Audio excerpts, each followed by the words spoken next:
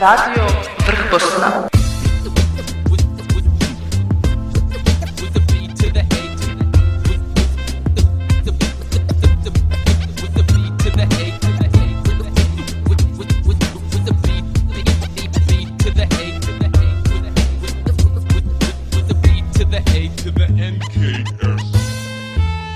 Cijenjeni slušatelji, danas 16. srpnja s nama je gospodin Martin Raguž, predsjednik HDZ-a 1990. i definitivno u trci za hrvatskog člana predsjedništva Bosne i Hercegovine. Gospodine Raguž, dobro nam došli na radio postaju Vrh Bosna. Hvala lijepo i evo od srca pozdrav vama i cijenjeni slušateljima radija Vrh Bosne. Hvala najljepša.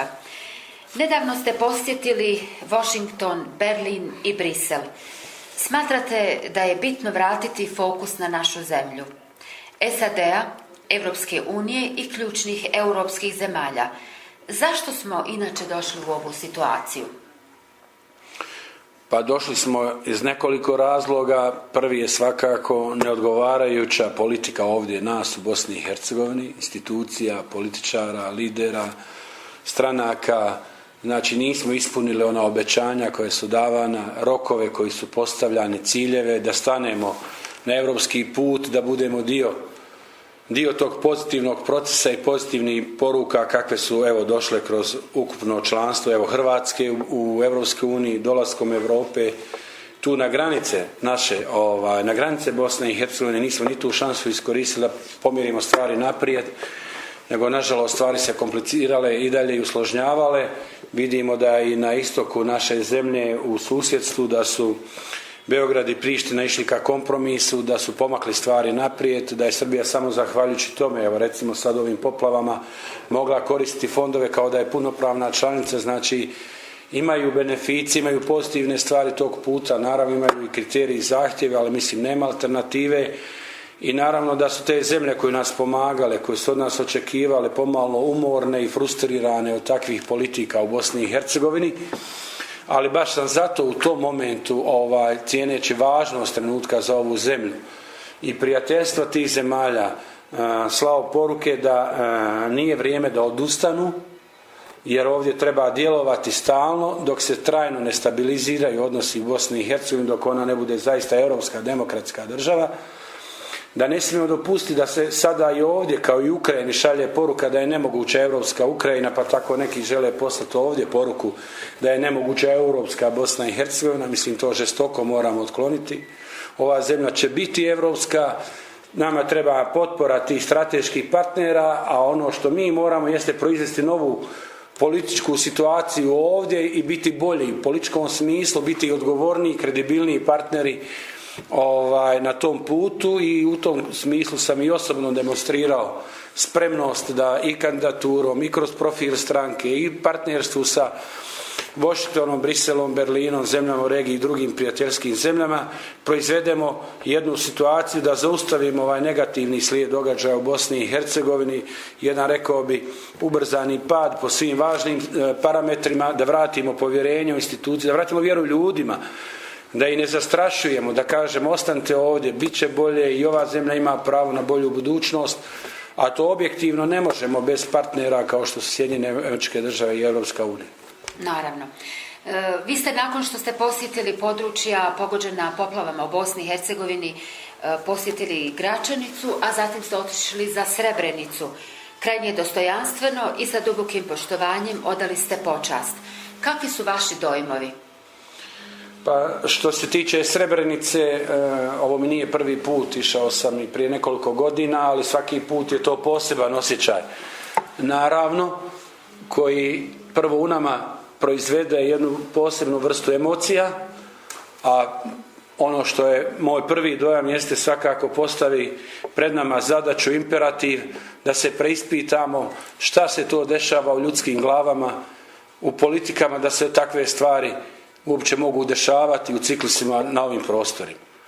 I kad vidite tu dimenziju ljudske patnje i stradanja, kad vidite toliki broj ožalošćenih obitelji, čiji su mnogobrojni članovi obitelji jednostavno zbrisani sa lice zemlje, pobijeni, onda se zapitate, pa zar nije krajnje vrijeme da jednom za sva vremena podvučemo crtu po te ratove i konfrontacije na ovim prostorima. Evo, nedavno smo obilježili stoljeće ratova ovdje u Sarajevu.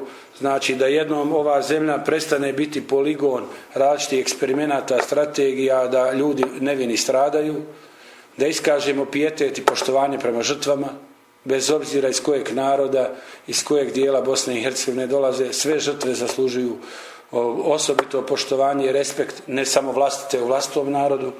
I to je nova jedna, po meni, dimenzija gdje moramo tu kulturu sjećanja i poštovanja graditi. Tako da Srebrenica sigurno po težini stradanja zaslužuje, dakle, dodatni respekt i u tom smislu, dakle, mogu samo reći da sam sretan što sam bio dio odavanja počasti tim žrtvama i način na koji je to prošlo je bio zaista dostojanstven i sigurno, dakle, da su reakcije koje su stigle na takvu vrstu poruka jako pozitivne i mi trebamo u ovoj zemlji što više pozitivnih, a ne negativnih poruka, sa temeljnom porukom dosta ubijanja, dosta stradanja, dosta kataklizmi. Okrenimo se budućnosti, ne moramo se odricati sebe, možemo ostati svoji, možemo živjeti u jednoj demokratski uređenoj državi i trebaju doći ljudi koji imaju kapacitet i odlučnost i hrabrost da to urade. Evo. Naravno. 18. lipnja održana izborna skupština HDZ-a 1990. Bihać. Kakvo je stanje u Unsko-Sanskoj županiji? Pa ono što mogu reći, dakle, da u mjestima gdje smo sad održavali izborne skupštine dolazi jedna nova politička generacija, novi krug mladih, obrazovanih ljudi i mogu reći da je to obilježilo tu izbornu skupštinu u Bihaću i sam sam bio ugodno iznenađen nazočnošću mladih obrazovanih ljudi koji u ovoj politici, u ovom programu, ne samo u imenu 90-ke, nego jednostavno u filozofiji koja želi mijenjati odnose, ne miriti se sa postojećim stanjem, ne gurati glavu u pijesak, ne okrivljujući samo druge, nego polazi od sebe, preispitujući sebe, šta mi možemo uraditi da bude bolje, ne odričući se nijednog dijela Bosne i Hercegovine. I to je poruka i Bihać i Gračanica gdje smo bili neki dan, i Tuzla, i svaki dio, naravno uvažavajući realnost u kojima živimo u Bosni i Hercegovini, ali potencijali tog prostora, čitave Cazinske krajine u cijelini Bihaća, svi tih ljepota, prirodnih, ljudskih potencijala, naslonjenosti na Hrvatsku, blizine granice Europske unije, trebaju ohrabrivati, a ne dalje demotivirati ljude da odlaze. I ja vjerujem da ćemo tamo ostvariti jednu zaista pozitivnu političku poruku, da ćemo biti spremni da zajedno s drugima dijelimo ove vrijednosti i stvaramo jedno bolje okruženje za život. Naravno. Programska konvencija HDZ-a 1990. Budućnost se gradi sada. Da li je Martin Raguž zadnja prilika za spas Hrvata u Bosni i Hercegovini?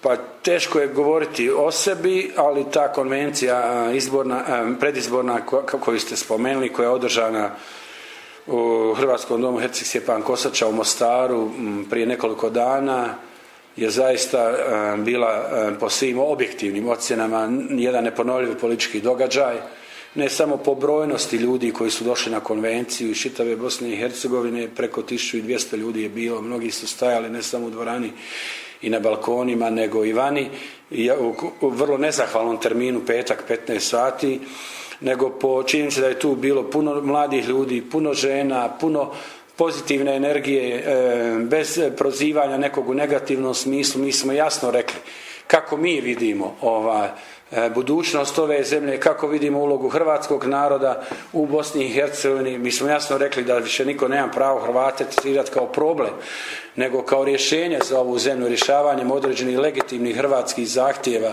od načina izbora u ključne institucije, do načina odlučivanja, do utjecaja na formiranje vlasti sa uvažavanjem temeljnih načela na kojima ova zemlja treba počivati, do nove kulture, harmoniziranja identiteta, njihovog potiranja, do oslobađanja resursa gospodarske ove zemlje, do postavljanja ljudi po znanju, obrazovanju, sposobnosti, a ne podobnosti, do borbe protiv korupcije, nepotizma, do korištenja europskih institucija i fondova, da otvorimo tu jednu novu stranicu. Pokazali smo da smo odlučni u tome da imamo jasan program koji je, rekao bi, konsenzusom prihvaćen i u tom kontekstu sigurno da je to ohrabrujuće za naš nastup na izborima.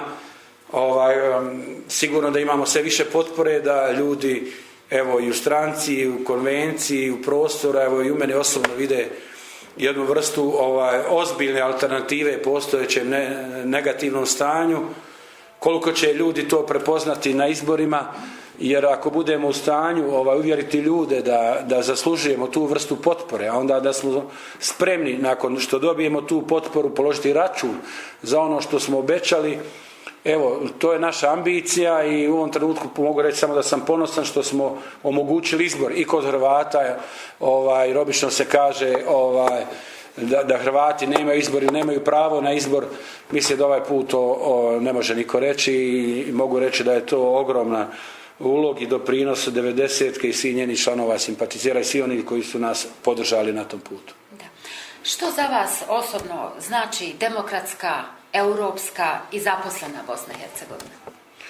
Pa to znači prvenstveno jedan novi civilizacijski okvir gdje bi se ljudi koji po svojim potencijalima ne samo da ne zaostaju, nego prednjače, rekao bi, u širim okvirima trebali zadržavati ovdje, u takvoj jednoj sređenoj, demokratskoj, europskoj Bosni i Hercegovini, ne bi morali odlaziti stalno kao kroz povijest, razasipati se po čitavom svijetu da bi dokazali svoje potencijale, gdje god su otišli su najvećim dijelom ili apsolutnim dijelom odgovorni članovi tih zajednica i društava, uspješni u svim oblastima, od gospodarstva, kulture, športa, svega ostalog, socijalnih, kulturnih, glazbenih i svih drugih dimenzija. Jedino nam se ovdje urušavanje sustava sprečava da afirmiramo te potencijale. Zato se toliko i žestoko zalažemo da se konačno počne ovdje stvarati okvir za iskorištavanje tih ljudskih potencijala i vjerujem dakle da dolazi vrijeme gdje će pobijediti ta pozitivna u odnosu na negativnu dimenziju Bosne i Hercegovine i da će to biti prepoznato, da su ljudi umorni od ovakvih politika i koncepata i manipulacija. I naravno, neće biti jednostavno. Mi vidimo sada, već neki unaprijed žele se proglasiti pobjednicima izbora, iako još izbori nisu ni održani. Pa ljudi podcjenjuju ljudske glave, duše, razmišljanja. Pa nek svaki čovjek razmisli svojom glavom kome dati svoju potporu. Neki unaprijed slažu koalicije, ne imajući snage da samostalno istupe, kažu zašto se zalažu, nego se pokriva, iako je i to legitimno, naravno i demokratski. Ali evo, mi smo odlučili iskoračiti na ovaj način i pružiti ruku, dakle, svim onima koji dobiju povjerenje da novim vrijednostima gradimo jedno pravednije društvo, bolje društvo, nažalost ne društvo ovo sadašnje gdje je preko 650.000 nezaposlenih, od kojih je 65% mlađe od 28 godina, da obrazujemo ljude u vrlo upitnim okolnostima za njihovu budućnost u smislu posla, osnivanja obitelji i perspektive, da imamo situaciju da ljudi odlaze iz većinskih prostora koje nastanjuju Hrvati, gdje ne možemo reći krivi nam neko drugi. Ubrzano se odlivaju, tako da evo, gledati to i reći to je u redu, boriti se samo za funkcije i pozicije nije u redu i mi želimo mijenjati tu negativnu politiku i drago mi je da se to prepozna i evo, to je naš smjer. Jasno. Sudeći po istraživanju agencije Polis, došlo je do nekih promjena. Ima li nas u toj priči? Pa svakako, što se tiče 90-ke, što se tiče evo i kandidature moje za člana predsjedništva, jasni su uzlazni trendovi i po nekim drugim neovisnim istraživanjima koja su vođena u 4. mjesecu. Mi naravno nismo to koristili dnevno politički, niti smo to koristili da kažemo evo to je to, nego jednostavno ta istraživanja trebaju biti korektiv, trebaju vidjeti koliko ste dobri, koliko vas ljudi podržavaju, kojima su pitanja nezadovoljni, na koja pitanja upiru. Mi smo proveli neku vrstu istraživanja gdje smo više pitali s čime su ljudi nezadovoljni nego kako neko stoji Kad vidite koliko su ljudi apsolutno nezadovoljni neodgovarajućim politikama, neprovođenjem zakona, nedonošenjem zakona, nestvaranjem ozračja za zapošljavanje, izostankom investicija, nepostojanjem adekvatnog sudskog i pravosudnog sustava, znači krize u obrazovnom sustavu, hiperinflacije diploma, a izostanka radnih mjesta, znači slabijim mirovinama, negativnom retorikom. Vrijeme je dakle da se to mijenja i evo u tom kontekstu znači ohrabrujući su rezultati za nas i ja mislim da mi trebamo biti dosljedni u ovim političkim porukama, da moramo to i kroz naše kandidacijske liste i kroz mlade ljude, u najvećoj mjeri to smo osigurali, sada prići biračima, uvjeriti da treba početi vjerovati da je moguće i ozbiljno politički djelovati, izgubljena generalno vjera u politiku i političare, a bez ozdravljenja politike po meni nema ozdravljenja institucija, a bez institucija ne možemo rješavati ove izazove. Tako da evo, treba početi od politike, čišćenje u politici, katarza, jedna profilacija, potpora tome ide, kolika će ona biti vidjet ćemo na izborima, ali ja sam uvjeren i svakim danom po reakcijama ljudi da će biti sve veća. Evo, vezano za ovo što ste rekli, moje sljedeće pitanje, kako komentirate sve veće nezadovoljstvo međunarodne zajednice prema radu domaćih političara? Pa mislim, ono je opravdano nezadovoljstvo obzirom na izostanak učinaka, mal broj usvojenih zakona, mal broj provedenih reformi, neispunjavanje europskih kriterija i samo dva ključna uvjeta koje smo trebali ispuniti, mehanizam koordinacije i sjediš Vinci nismo.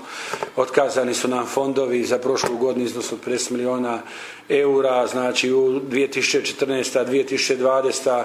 Bosna i Hercegovina ako ispuni minimum tih uvjeta mogla koristiti do 700 milijuna eura fondova, bez toga mi ne možemo se uopće razvijati, tako da naravno i međunarodna zajednica upozorava i želi da se to stanje mijenja, međutim ja isto tako jasno kažem da i oni imaju svoj dio odgovornosti, jer samo prije nekoliko godina oni su tim još uvijek nedovršenim i nestabilnim našim političkim odnosima rekli sad je sve na vama unutra.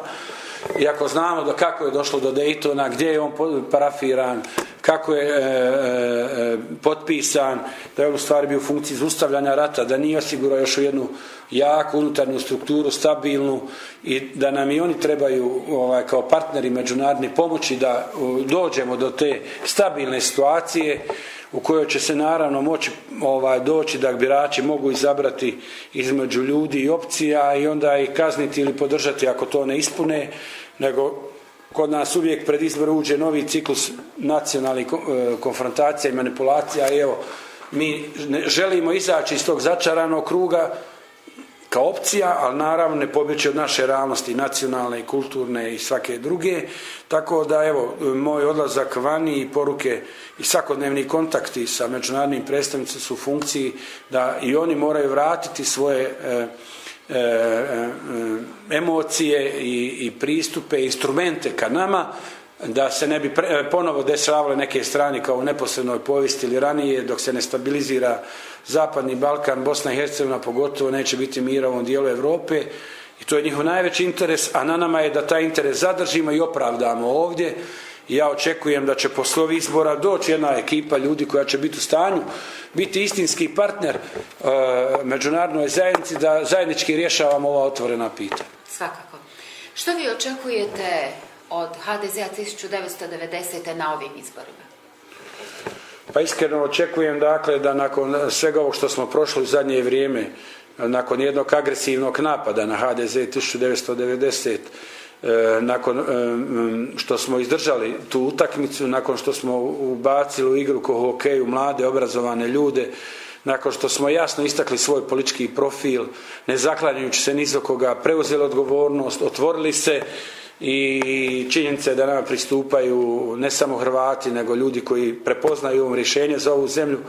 Dakle, očekujem da budemo jedna stabilna parlamentarna politička stranka na svim razinama i svim dijelovima Bosne i Hercegovine i da možemo biti dio, jer ovdje ne možete samostalno zbog unutarnjih odnosa, ovdje treba jedna kultura dijaloga i konsenzusa, da budemo dio te nove, bolje političke kulture i političke odgovornosti i vlasti koje će biti utemeljene na vrijednostima i programima, ne samo na podjeli ministarskih fotelja, i da nećemo potrošiti godinu i pol dok ne formiramo vlast, nego da ćemo ući u to, da ćemo biti lideri tog pozitivnog pristupa, to istinski očekujem, bez kompromisa, bez kalkulacija.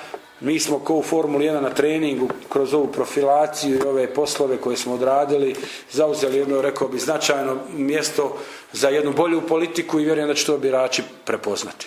Da. Vi ste naravno jedan od kandidata za hrvatskog člana predsjedništva Bosne i Hercegovine.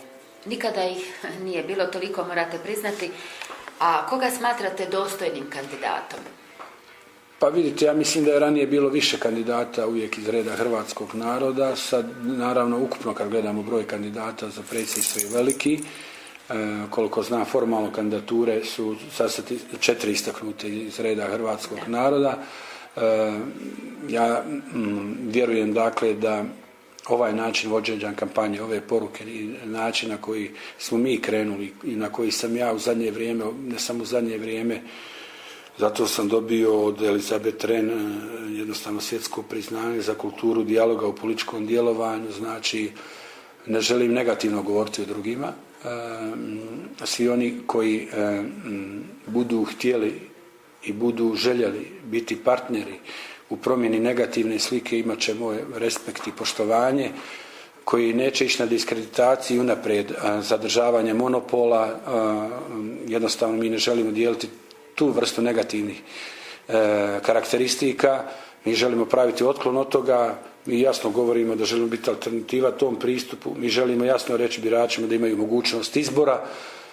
Mi želimo reći ne samo da smo Hrvati u jednom dijelu Bosne i Hercegovine, nego u čitavoj Bosni i Hercegovini, i u Sarajevu, i u Zenici, i u Posavini, i u Republici Srpskoj, i svugdje. Mi nismo problem, ne kukamo, ne tražimo alibi.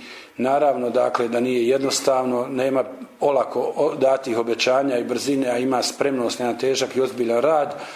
I u tom kontekstu smatram, dakle, da je ova kandidatura koju je istakla konvencija konsenzusom zatražila od mene zaista, rekao bi, opravdana. Reakcije ljudi su apsolutno javnosti izuzetno pozitivne, tako da mislim da je krajnje vrijeme bilo da Hrvati opet idu u spašavanje Bosne i Hercegovine na jedan pozitivan način, ne bježeći od vlastite odgovornosti i ne praveći neke netransparentne političke saveze sa nejasnim ulozima, nego da jasno, javno, odgovorno kažu kako je naše viđenje i hrvatskog pitanja i pozicije odnosa među narodima i unutarnjih odnosa i europskog puta i zaustavljanja tog slobodnog pada i agonije. I mislim da smo to jasno rekli. Ja osobno kao kandidat ću to sve više još naglašavati. Kretat ćemo se, što sam rekao, na konvenciji sa ruksakom i patikama, ići do ljudi. Politika je postala bahata, generalno odvojila se od ljudi, od njihovih potreba i ne razmišljam o drugim protukandidatima, razmišljam jednostavno o smjeru ove strategije i načinu kako doći do ljudi, jer na koncu ljudi trebaju odlučiti, a ne mi. Ko može i ko treba i ko zaslužuje da ih predstavlja u jednoj novoj pozitivnoj priči, u jednoj novoj pozitivnoj politici. Ja vjerujem da mi imamo sve argumente za to i ja osobno, i evo, tako ćemo nastojati istrajati do kraja. Vi ste rekli da Bosna i Hercegovina treba nove ljude i reforme. Ima li Bosna i Hercegovina alternativu? Pa vidite, kad gledate tu političku scenu, postoje naznake. Vidjeli smo u drugom mjestu jedno ogromno nezadovoljstvo socijalno ljudi. Ono nije do kraja artikulirano u političkom smislu. Ja bih rekao da je ono zaleđeno. Da je sad to ogromna šansa za političke opcije koje su spremne biti otvorene, da čuju glas javnosti, da čuju te probleme, da saslušaju ljude, da im priđu, da idu racionalnom ispunjavanju određenih zahtjeva u mjeru koju to zemlja ima sad resurse za to. Nema velike resurse, nema olako da ti obećanja, ali ima jednostavno poruka: institucije će biti bolje, radit će efikasnije, racionalizirat će vlastite troškove, živjet će se primjerenije, bit ćemo dostupniji za razgovor, dijalog i njihove zahtjeve. I jednostavno postavljat ćemo ljude temeljem sposobnosti, a ne podobnosti, i neće biti to samo isključivo stranački ljudi, nego ljudi koji mogu izdržati te zahtjeve. Te zahtjeve i njihovo rješavanje traži stvarno jedna vrlo ozbiljna politička struktura koja ima taj kapacitet i trebaju nam prijatelji, partneri, fondovi, instrumenti koji nam stoje na raspolaganju samo ako pokažemo da znamo, hoćemo i možemo ispunjavati te kriterije i vrijednosti. I u tom smislu ja mislim da je HDZ 90 učinio značajne korake plaćajući jednu visoku političku cijenu da bi bio alternativa ovoj negativnoj politici i vjerujem da ćemo biti, rekao bi, jedan od ključeva te alternative i da će to biti prepoznato i moja kandidatura je apsolutno samo u funkciji toga, ne da sam kalkulirao bilo kakvim osobnim interesima, ne bi išao ovim težim putem sada, ali evo, mislim da je vrijeme bilo za to, da je to najmanje što smo mogli uraditi i da će birači zaista imati mogućnost da izaberu. Da. Evo, naša emisija se bliži kraju. Imate li nešto poručiti za slušatelje Radio Postaje Vrbosna? Možda i nešto što vas ja nisam pitala, a vi biste željeli reći. Pa evo, drago mi je da smo u kratkom vremenu ponovo u mogućnosti ja osobno biti vaši gosti, što posebno poštujemo i cijenimo. Drugo, od prvog tog gostovanja nedavnog do danas, puno toga se na političkom planu u Sarajevu i u djelovanju 90-ke promijenilo, od angažmana i uključivanja jednog velikog broja novih ljudi, do otvaranja prostorija na Marijin dvoru, do komunikacije sa raznim slojevima društva i do činjenice, dakle, da je to poruka da ćemo u Sarajevu biti sve prisutniji u političkom djelovanju i ne samo u Sarajevu, ali bez obzira na tu novu konfiguraciju u Sarajevu koja je nastala uslijed rata i migracijama, egzodusima i političkim odnosima, dakle, mi želimo jasno reći, dakle, da respektiramo koliko je zahtjevnije djelovati u određenim okolnostima u takvim uvjetima ovdje i zato izražavamo poštovanje za sve one koji su prepoznali u našoj opciji i dali potporu, ali isto tako jasno je da su ovdje glavne državne entitetske institucije, međunarodne institucije, financijske institucije, tako da moramo biti tu aktivni, a ne povlačiti se i tražiti zajedno rješenja sa drugima za bolje i sutra i svih građana Sarajeva i Hrvata u Sarajevu i svih drugih.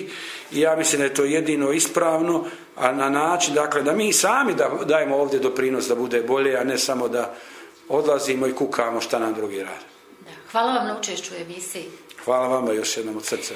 Mi se nadamo vaše posjeti uskoro i ponovo želimo vam mnogo uspjeha.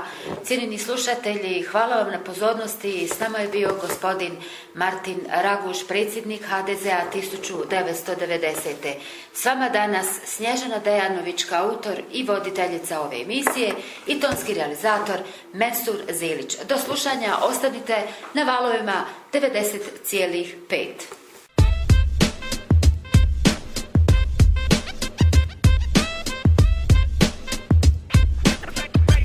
Radio Vrh Bosna.